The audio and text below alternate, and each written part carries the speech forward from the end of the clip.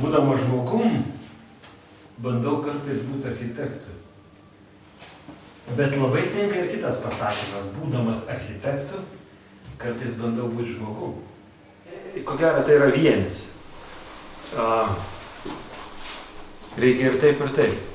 Jau seniai, labai seniai žmogiškumas ir architektūra man yra tampriam sąlyty. Inercija? Būsiu atviras, kyla minčių mesti viską. Turiu kitų pomėgių, pavyzdžiui, man įdomus ir kiti dalykai. Ir nemanau, kad čia aš kažką labai daug darau ar labai daug keičiu.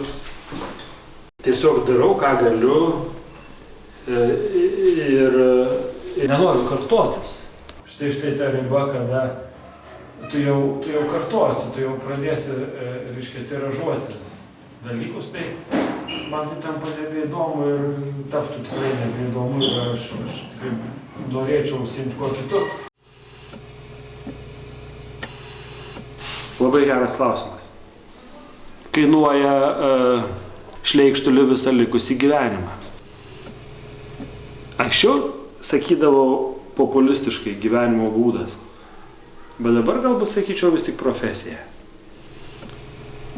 Yra pavieniais atvejais ir yra tada, jeigu į architektūrą nežiūrime kaip į pastatus. Motyvacija jaunam architektui pati paprasčiausia, kaip ir jaunam tapytojui, jaunam skulptoriui ar kompozitoriui.